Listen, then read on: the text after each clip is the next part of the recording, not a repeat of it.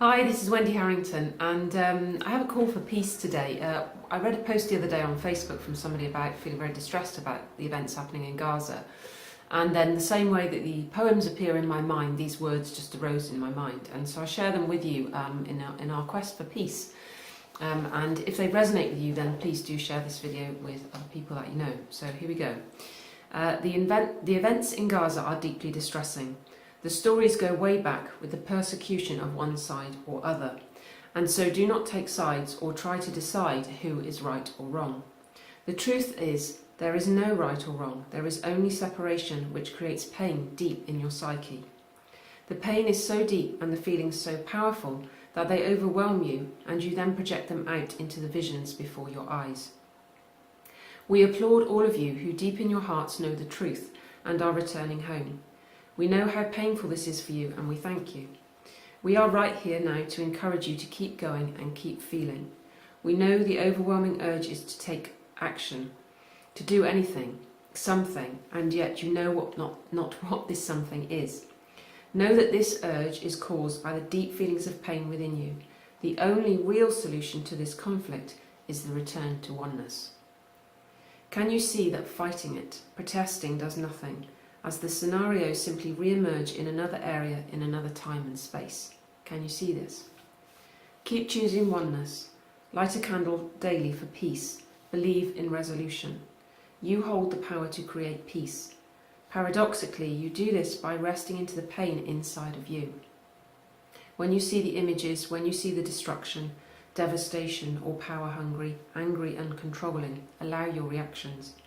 Allow your own pain and rest in it together with the loving presence.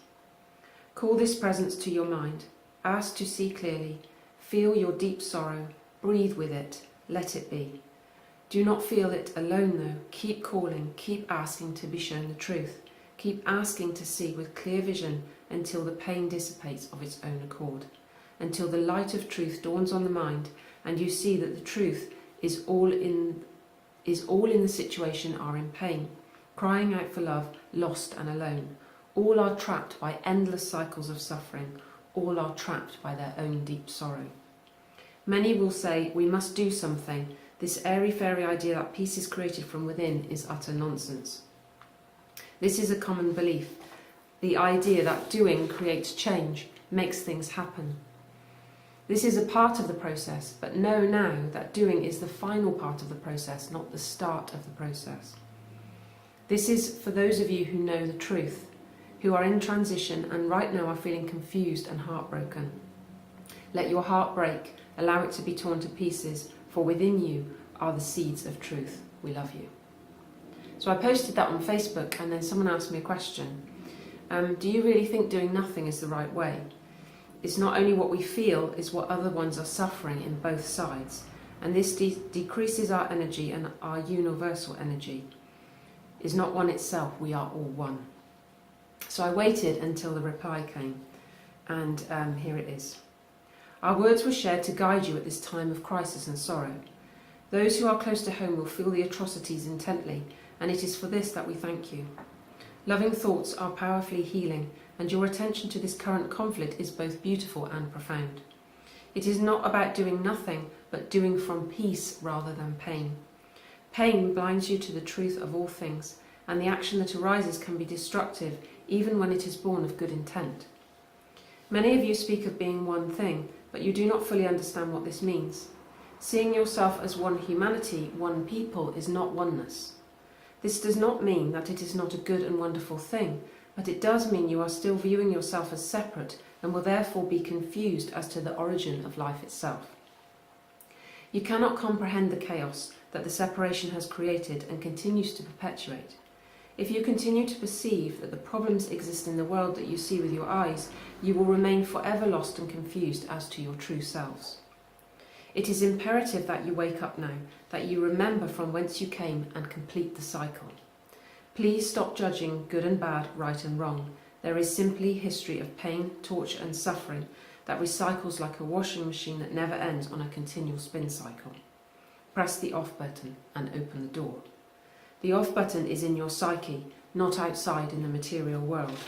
This is a place you have created, born of a dream, lived as a reality, trapped in a world. Lift the veil now, see the truth. All the stories are the same with slightly different packaging. See the repeat of lifetimes of suffering, neglect, persecution and destruction. Your power is inside you. Let all your doing arise from peace. Let all your doing arise from truth. Let all your doing arise from love. Let the world know that you choose peace, you want peace. You do this by thinking of nothing else. Please do not misunderstand and mistakenly choose denial by blinkering the world. The call is to see, to witness with eyes wide open, hearts wide open, and see clearly with love. See Israel and see peace, see Palestine and see peace. See the conflict outside in the world and inside yourself, and open like a flower bursting into bloom, so that you can hold it all in total peace and love. Do not do this alone, for this is impossible, but call on the loving presence to flood your mind and soothe your pain. It is opening to all that ultimately returns you to oneness. See peace, believe in peace, but ultimately know peace. Become peace. May peace reign.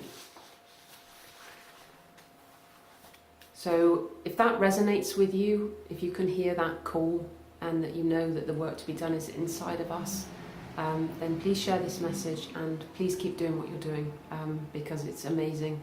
And it is by changing the mind that the world will transform, not by changing the world that the world will transform.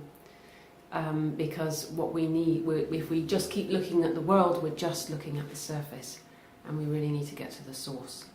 So lots of love and thank you so much. I shall speak to you again very soon. Bye for now.